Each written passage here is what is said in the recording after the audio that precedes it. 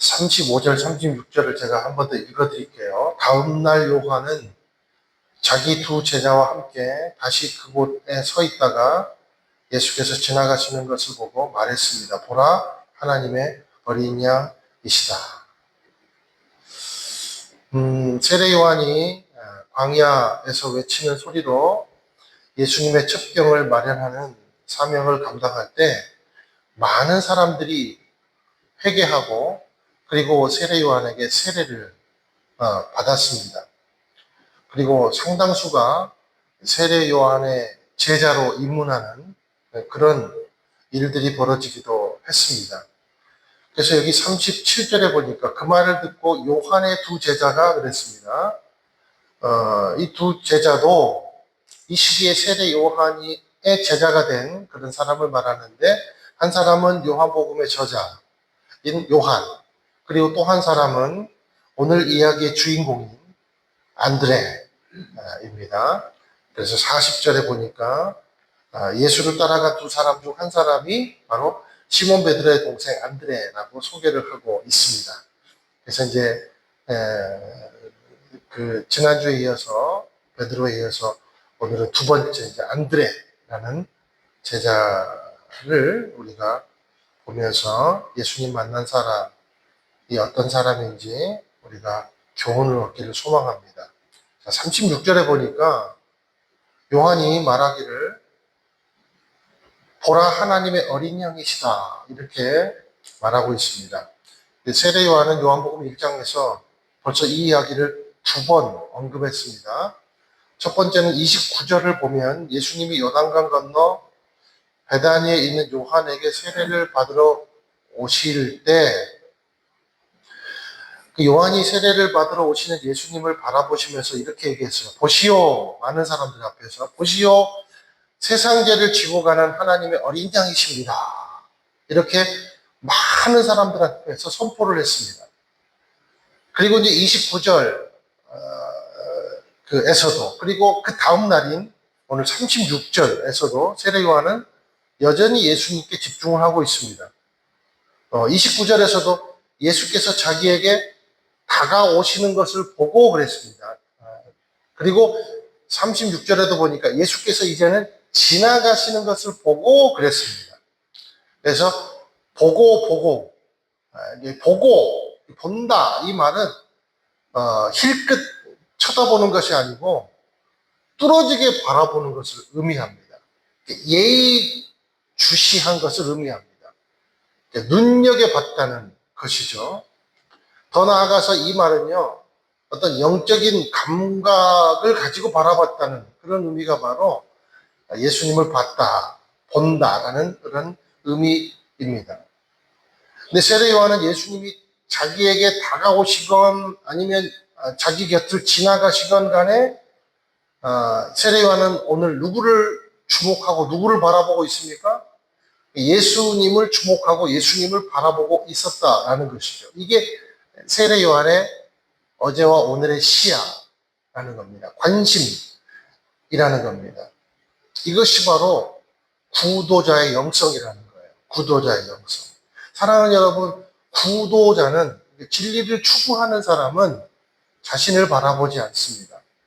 누구를 바라봅니까? 예수님을 바라봅니다. 그리고 구도자는요, 자신을 보는 그 순간에도 예수님을 통해서 자신을 바라봅니다. 이것이 구도자의 영성이라는 겁니다. 그러므로 저와 여러분이 구도자의 영성을 가졌다고 말을 할 수 있으려면 누구를 바라봐야 됩니까? 예수님을 바라봐야 합니다. 그리고 자신을 바라볼 때조차도 예수님이라는 시각을 가지고, 예수님의 시각을 가지고 자기를 바라봐야 합니다.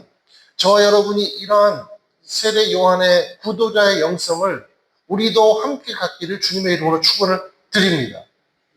또 한 가지, 세례 요한이 이런 집중력을 가지게 된 배경은 사명에 투철했기 때문이에요. 사명에 투철했기 때문이다라는 거죠. 자, 세례 요한은요, 예수님에게 세례를 준 사람입니다. 여러분, 역사상 예수님에게 세례를 준 사람이 어디 있어요? 뭐 가문의 뭐 무슨 평생의 영광이죠. 유일하게 세례 요한만이 예수님에게 세례를 준 사람입니다. 그리고 이 세례 요한을 당시에 수많은 사람들이 따랐습니다. 제자들, 팬덤이 생겼어요. 세례 요한에 대해. 세례 요한의 영향력이 얼마나 컸냐면 세례 요한이 죽고 나서도 초대교회에 많은 사람들이 세례 요한을 따랐습니다. 그리고 세례 요한의 세례만 알고 있는 사람들이 아주 많았어요. 세례 요한의 세례가 진짜다. 이렇게 생각하는 사람들이 많았다라는 겁니다. 그리고 그가 남겨놓은 신학의 체계들을 따르는 추종자들이 얼마나 많았는지 모릅니다. 자, 이 말은 무슨 의미입니까? 세례 요한이 사명에 집중하지 않고 하나님의 나라의 뜻에 집중하지 않고 자기 자신을 드러내고자 애를 썼다면 얼마든지 추종자들에 의해서 추앙받을 만한 그런 배경을 가진 사람이다라는 것이죠. 심지어는 종파를 만들 수도 있을 만큼 영향력이 있는 사람이 바로 세례 요한이다라는 사람이에요. 그런데 오늘 보세요. 36절. 보라, 누구를 보라고요? 나보지 말고 보라, 하나님의 어린 양이시다. 나의 제자들인 너희들도 나보지 말고 어린 양을 바라봐야 산다. 이렇게 말을 하고 있는 겁니다. 자, 세례 요한에게 있어서 제자들에게 예수님을 소개해 주시는 것이야말로 그의 사명이었다는 거예요. 내 사람 키우는 것이 아니라 예수님을 소개해 주고 예수님을 알게 하는 것이 그의 사명이었다라는 거죠. 이것에 온통 이 사명에 집중되어 있었다는 겁니다. 그러면서 자기는 이렇게 말하잖아요. 나는 2인자 수준에도 못 미친다. 나는 예수님의 신발끈을 풀기도 나는 감당하지 못한다. 나는 그저 예수님이 출현하시는 그 길에 깔린 그냥 낡은 양탄자일 뿐이다. 지금 이렇게 세례 요한은 자기 자신을 규명짓고 있다라는 거예요. 그래서 어제도 오늘도 어린 양을 강력하게 설명하고 강력하게 소개를 하고 있다는 겁니다. 내가 키운 제자들이 진짜 메시아를 만나 그분의 제자가 되기라도 한다면 이런 영광이 어디 있겠는가. 세례 요한은 그렇게 생각을 한 것입니다. 그 결과가 37절이에요. 그 말을 듣고 요한의 두 제자가 예수를 따라갔습니다. 그러니까 이 37절의 결과가 세례 요한에게 있어서는 얼마나 기쁜 일이었겠습니까? 진정한 구도자는요, 나는 죽고 예수로 사는 사람이에요. 표대를 향한 눈 외에는 어떤 렌즈도 끼지 않습니다. 그러니까 nothing, I'm nothing. 나는 아무것도 아니라는 거예요. 구도자는요, 이 공동체가 도대체 나를 어떻게 보고 이렇게 돼야지? 그렇게 말하지 않아요. 성숙하지 못할수록 서운한 게 많습니다. 예수님께 집중하지 않은 사람은 많이 분주해요. 사랑하는 여러분, 오늘 지금 이 시간에 다른 어떤 것을 보지 말고 예수님을 바라보십시오. 환경을 보지 말고 예수님을 바라보세요. 성숙하지 못할수록 그러니까 감정의 기복이 심하고 특별히 사람들이 나를 어떻게 대하느냐에 온통 관심을 가진다는 거죠. 성숙한 교회일수록 우리 한 사람 한 사람이 예수를 보여주는 통로가 되기를 힘쓰는 교회가 바로 성숙한 교회입니다. 자, 이런 교회는요, 세력이 없어요. 기꺼이 내주고 기꺼이 헌신합니다. 진정한 구도자가 넘치는 교회는 줄자가 없어요. 계산기도 없어요. 진정한 구도자가 넘치는 교회는 계약이 아니라 언약으로 움직입니다. 저와 여러분의 마음의 주머니를 한번 뒤져보세요. 혹시 줄자 갖고 있어요? 혹시 계산기 품고 다녀요? 그러면 언약의 관계가 아닙니다. 계약의 관계입니다. 사랑하는 여러분, 진정한 교회는요, 언약이 춤추는 교회입니다. 나는 우리 교회가 계약이 아니라 언약이 춤추는 교회가 되기를 예수님의 이름으로 축원을 드립니다. 성도는 목사의 소유가 아니에요. 목사 또한 성도의 소유가 아니에요. 우리는 그냥 그저 예수님을 바라보고 예수님을 증거하고 예수님의 뜻대로 살면 되는 공동체예요. 그게 전부입니다. 그것이 바로 에클레시아라는 거죠. 자, 이런 세례 요한의 구도자의 정신, 전파자의 정신을 그대로 본받은 사람이 누군가? 안드레라는 거예요. 우리 37절 한번 읽겠습니다. 시작. 그 말을 듣고 요한의 두 제자가 예수를 따라갔습니다.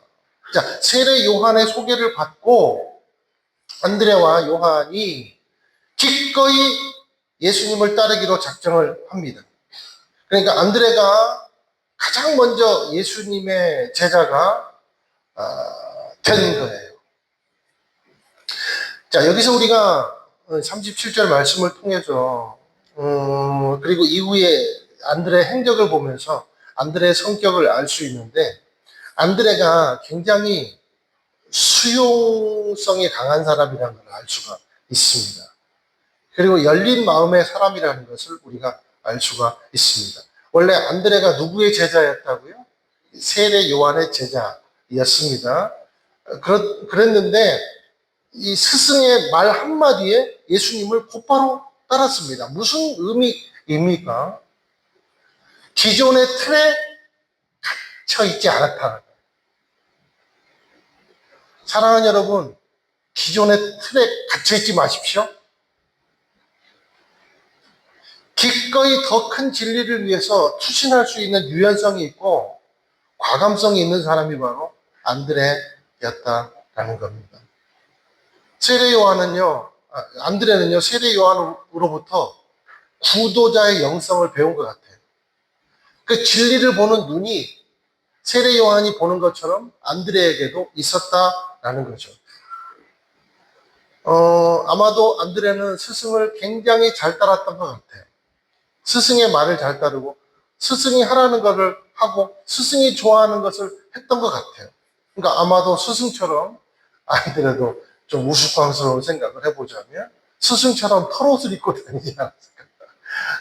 메뚜기와 석청을 먹지 않았을까? 뭐 그런 생각을 해보게 되었습니다. 여러분, 스승이 김밥 먹고 있는데 제자들이 스시 먹고 있으면 안 되잖아요. 어디서 그렇죠? 아니, 스승이 어묵 먹고 있는데 제자들 토마호크 들고 있으면 안 되잖아요. 감히 그렇잖아요. 그러니까 이 말은 무슨 말인가? 안드레에게는 따라하는 능력이 있었다는 거예요. 따라하는 능력. 여러분, 따라하는 것도 능력입니다. 이 자존심 세면요, 못 따라해요. 내려놔야 따라할 수 있어요. 내려놔야 모방이 가능합니다. 사랑하는 여러분, 우리가 예수님을 따라하는 모방의 사람이 되기를 주님의 이름으로 축원드려요. 그러니까 안드레에게는 반항심이나 우월감이 없다는 거예요. 자신도 스승처럼 나름대로 나도 구도자인데요 라고 뻐기지 않았다는 겁니다.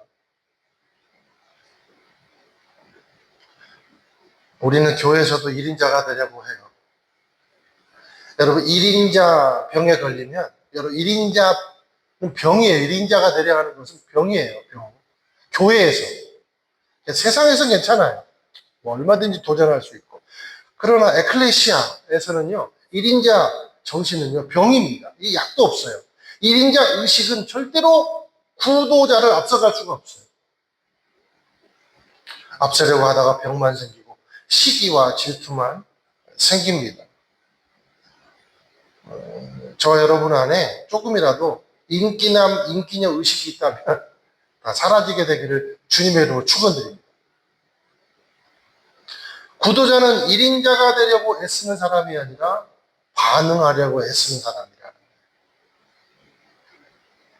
그래서 안드레는 예수님의 1호 제자가 된 것입니다.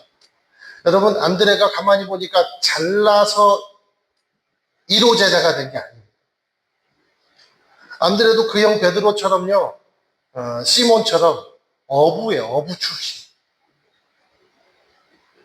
이것을 통해서 우리가 알 수 있는 것, 또 예수님의 제자를 우리가 이제 12명을 계속해서 이제 주마다 살펴볼 텐데, 여러분 보십시오. 하나님이요, 완벽한 사람을 쓰십니까? 정리해 볼게요. 하나님은요, 완벽한 사람을 쓰시는 것이 아니라 반응하는 사람을 쓰십니다. 하나님은요, 완벽한 사람을 쓰시는 것이 아니라 예수님께 반응하는 사람을 쓰십니다. 이게 안드레입니다. 오늘 저와 여러분이 무엇에 반응하고 있습니까? 어떤 것에 반응하고 있습니까? 한 주 동안 무엇에 반응하며 살으셨어요? 저와 여러분이 완벽한 사람이 되려 하기보다 안드레처럼 반응하는 인생, 변화를 기꺼이 받아들이는 인생, 구도자의 영성이 충만한 제자가 되기를 주님의 이름으로 축원드립니다. 복음의 사람은요, 반응하는 사람이에요. 완벽하려고 애쓰는 사람은요, 율법의 사람이에요. 저와 여러분이 율법의 사람이 아니라 복음의 사람이 되시기를 주님의 이름으로 축원을 드립니다. 38절, 39절 같이 읽으실게요. 시작. 예수께서 뒤를 돌아 그들이 따라오는 것을 보고 물으셨습니다. 무엇을 원하느냐? 그들이 말했습니다. 라비여, 어디에 머물고 계십니까? 예수께서 대답하셨습니다. 와서 보라. 그래서 두 제자는 가서 그분이 계시는 곳을 보고 그날 그분과 함께 지냈습니다. 때는 오후 4시쯤이었습니다. 자, 보세요. 여기 보니까 38절에 예수님이 무엇을 원하느냐 물었는데 제자가 될 사람들이 라비여, 어디에 머물고 계십니까? 이렇게 대답을 합니다. 그러니까 두 질문이 지금 완전히 엇갈리고 있는 인상을 줘요. 자, 자기를 따라오고 있다는 느낌을 받은 예수님이 뒤를 돌아보시고 예의주시하시면서 물으십니다. 뭐라고 물으십니까? 무엇을 원하느냐? 이렇게 물으세요. 그러니까 그들의 대답이 굉장히 동문서답처럼 들립니다. 라비여, 어디에 머물고 계십니까? 어떤 가게에 갔는데 점주가 어떤 거 찾으세요? 이렇게 물어보니까 뜬금없이 사장님은 어디 사세요? 이렇게 지금 묻는 거예요. 이게 굉장히 뜬금없는 대답인 거죠. 그런데 여러분, 이 질문과 대답은 결코 동문서답이 아닙니다. 굉장히 깊은 질문에 대한 굉장히 깊은 대답이에요. 심도 있는 질문에 대한 심도 있는 대답입니다. 한번 풀어볼게요. 우리 무엇을 원하느냐? 자, 예수님이 그들에게 왜 따라오느냐, 뭘 원해서 따라오느냐라고 지금 물으십니다. 그러니까 이 말은 무슨 말이냐면, 무엇을 원하느냐? 진실한 구도자냐 물은 겁니다. 그러니까 너희들은 다른 여러 군중들처럼 그냥 일반적인 기적을 쫓는 사람들이냐, 아니면 하나님의 나라를 갈망하고 원하는 제자가 될 사람들이냐라고 지금 물어보는 겁니다. 인터뷰를 하는 거예요. 그러니까 질문, 무엇을 원하느냐, 이 질문은요, 굉장한 영적 의미가 있는 질문이라는 겁니다.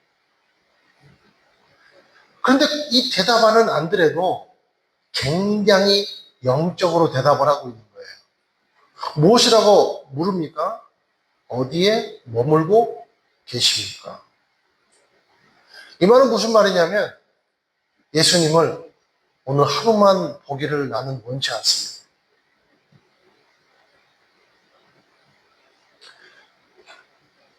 당신이 가진 의미가 내가 가진 의미가 되고 싶고, 당신이 가진 뜻이 내 뜻이 되고 싶습니다. 이런 말이에요. 요한의 가르침을 받은 우리가 이제부터는 당신의 가르침을 받은 사람으로 전진하고 싶습니다. 거두어 주십시오. 이런 말이에요. 자, 예수님이 십자가에 못 박히시기 전에 마리아의 집에 신방을 가지 않습니까? 그런데 마르다는 이제 찬을 준비하려고 분주해 있는데 마리아는 예수님께 집중합니다. 그래서 성경은 뭐라고 표현하냐면 발치에 앉아서 이렇게 표현하고 있어요. 마리아가 예수님의 발치에 앉아서 이렇게 표현하고 있어요. 지금 이 말이 그 말이에요. 어디에 머물고 계십니까? 이 말하고 예수님의 발치에 앉았다는 말하고 같은 의미의 말이라는 거예요. 이게 무슨 말입니까? 허상을 쫓고 일반적인 기적을 쫓는 자가 아니라 나는 예수님 자체를 소유하고 싶습니다. 예수님 자체를 닮아가고 싶습니다. 그런 말이에요. 그래서 예수님이 너무 좋으셨던 것 같아요. 그래서 39절에 보니까 뭐라고 대답을 해요? 와서 보라. 이게 이제 우리말로 풀이하면, 야, 대답 고급지다. 합격. 와서 봐라. 지금 이 인정을 해주시는 거예요. 그 스승의 그 제자인 거죠. 그러니까 안드레는요, 그러니까 보면 볼수록 굉장히 영성 있는 사람이에요. 이 어묵한 시기에 단순히 그 어부라는 생업에만 목숨 거는 그런 사람이 아니라 어떤 영적인 갈급함을 가지고 시대의 변화를 고대하던 구도자의 영성이 있었던 사람. 진정한 하나님의 나라를 갈망했던 사람. 그 사람이 바로 안드레라는 사람입니다. 그러니 당연히 1호 제자가 된 것이죠. 사랑하는 여러분, 제가 다시 한번 여러분에게 축원을 드립니다. 하나님은 완벽한 사람이 아니라 반응하는 사람을 부르십니다. 반응하는 저와 여러분이 되기를 주님의 이름으로 축원을 드립니다. 41절, 42절 읽겠습니다. 시작. 안드레는 가장 먼저 자기 형 시몬을 찾아가 말했습니다. 우리가 메시아를 만났다. 그리고 그는 시몬을 예수께 데려왔습니다. 예수께서 시몬을 보고 말씀하셨습니다. 나는 요한의 아들 시몬이구나. 이제 너는 게바라고 불릴 것이다. 자, 안드레의 인생에 두 가지 기록이 있어요. 하나는 뭐냐면 예수님의 1호 제자. 그 다음 두 번째 예수님을 전하는 1호 전파자.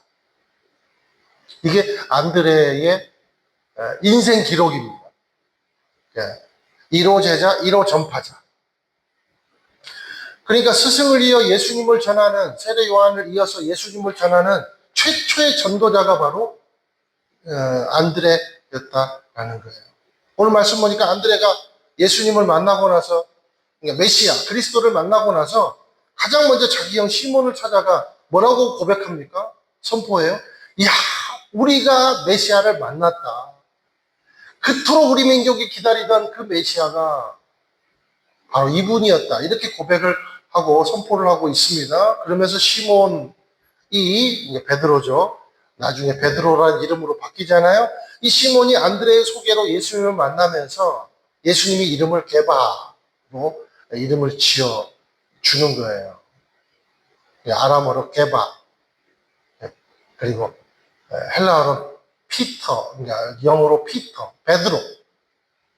이렇게 지금 이름을 바꿔 주십니다. 그리고 베드로도 이때까지만 해도 예수님에 대해서 굉장히 무심했지만 이제 지난주에 봤잖아요. 누가복음 5장에서 이제 최초의 만남, 영적 최초의 만남을 가지면서 변화되어서 완전히 뒤집어져 버리는 사람으로 베드로가 바뀌게 되는 것이죠. 자, 그리고 예수님의 수제자가 되고 초대교회 교부가 되는 놀라운 사건의 사람이 베드로가 되었습니다. 그런데 이 배경에는 누가 있었습니까? 1호 전파자 안드레가 있었다라는 거예요. 조용한 전파자.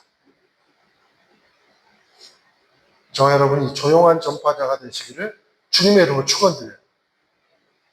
이 전파의 영성을 가진 안드레의 전도로 인해 순식간에 그 마을에 빌립과 나다나엘도 예수님을 만나는 기적을 맛보게 됩니다. 놀라운 거죠. 이 한 사람의 이 전파가 순식간에 몇 사람을 건집니까? 자기를 포함해서 3사람을 더 건지는 거예요. 우리 그 영화 보면 신들러 리스트 아시죠? 신들러 리스트가 1200명의 원래 그도 나치였잖아요. 나치 추종자였잖아요. 그런데 사람들의 죽음, 유대인들의 죽음을 보고 완전히 신경이 변화돼가지고 그가 자기 모든 것을 팔아서 1200명의 생명을 구했지 않습니까?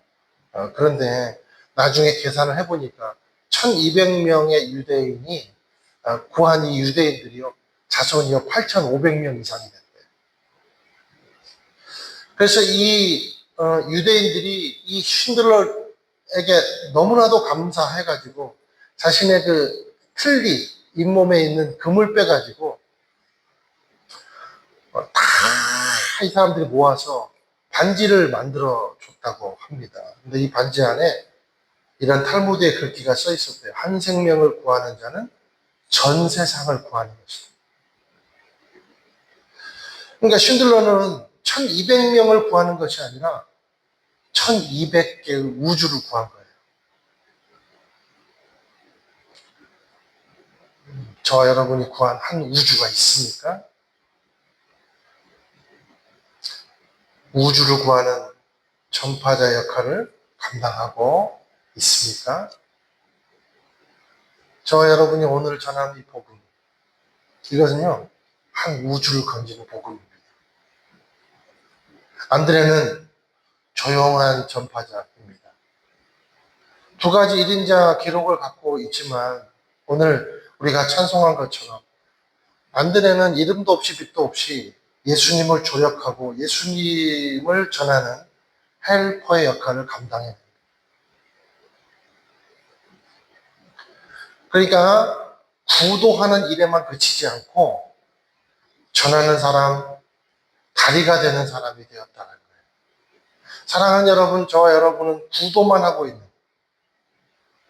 그저 성경만 열심히 연구하고 묵상하는 그런 가분수 신앙입니까? 아니면 구도한 만큼 전하는 균형 잡힌 신앙입니까?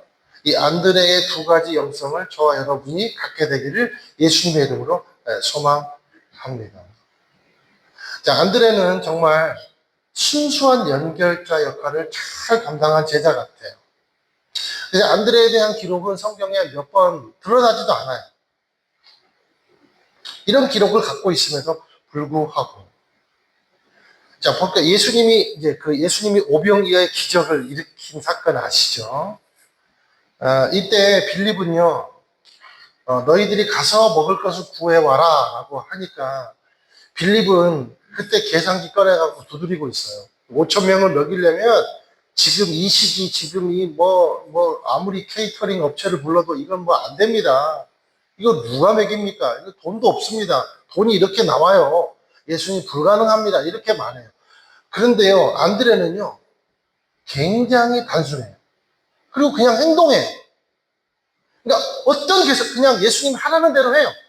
너희들이 가서 구해와라 그러니까, 먹을 거 구해와라 그러니까, 안드레는 그냥 그대로 행동해요. 그래서 조용히 군중 속에서 오병이어의 도시락을 가진 소년을 발탁을 합니다. 사람을 발탁을 해요. 그리고 예수님께 소개를 시켜줘요. 연결해줘요. 이 사람이 안드레라는 거죠. 참 훌륭한 제자 같아요. 여러분 이뿐입니까? 요한복음 12장에 보면 명절에 그리스인들, 그러니까 헬라인들이 예수님을 보기를 막 원합니다. 그리고 빌립에게 이제 문의를 해요. 예수님 볼 수 있냐고. 그러니까 이거 보여야 되는 건지, 말해야 되는 건지. 빌립이 너무 헷갈려가지고 안드레에게 물어요. 이거 어떻게 해야 돼? 그러니까 안드레는 계산하지 않아요. 그리고 안드레는 독단적으로 행동하지 않습니다. 좋은 일이잖아요. 예수님을 보러 왔다니까. 그러니까 근데 빌립을 함께 손을 잡고 데리고 가가지고 예수님에게 연결시켜 줍니다. 판단력은 빠르지만 공은 자기에게 돌리지 않아요. 혼자 공을 돌리지 않아요. 1인자가 되려 하기보다 그냥 먼저 행동하는 사람. 순수한 사람. 안드레는 참 저도 묵상하면 묵상할수록 참 본받고 싶은 영성, 참 훌륭한 영성의 사람이 아닌가 생각을 해보게 되었습니다. 자, 우리 인생에서 오늘 말씀 보니까 우리가 메시아를 만났다. 사랑하는 여러분, 우리 인생에서 가장 위대하고 경이로운 고백이 뭡니까? 저와 여러분의 인생에서 가장 위대하고 경이로운 고백이 뭐예요? 예수님을 만났다. 예수님을 만난 사건 아니겠습니까? 이 고백이 몸에 밴 사람은 이름도 없이 빛도 없이 주님 곁을 지키는 사람입니다. 나는 우리 교회가 이름 없이 빛도 없이 예수님 곁을 지키는 교회가 되기를 소망합니다. 저와 여러분이 이름도 없이 빛도 없이 예수님의 곁을 지키는 사람이 되기를, 성도가 되기를 주님의 이름으로 소망합니다. 예수 만난 기쁨을 속에만 담아두지 않고 즉각 반응하는 사람.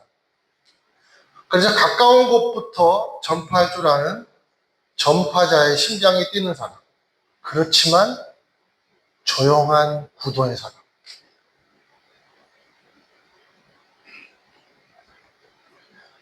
드러나진 않지만 가만히 들여다보면 늘 선한 일의 중심에 선두에 있는 사람.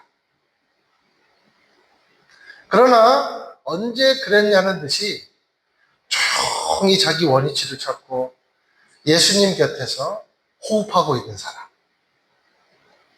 그 사람이 저와 여러분이 되기를 소망합니다. 그런 교회가 우리 교회가 되기를 주님의 이름으로 소망합니다. 이것이 아름다운 성도요. 이것이 아름다운 공동체. 이것이 아름다운 인생이라는 것입니다. 우리 인생도 안드레처럼 구도의 영성, 전파의 영성으로 하나님 나라를 개척해 나가는 진정한 제자가 되시기를 주님의 이름으로 축원을 드립니다.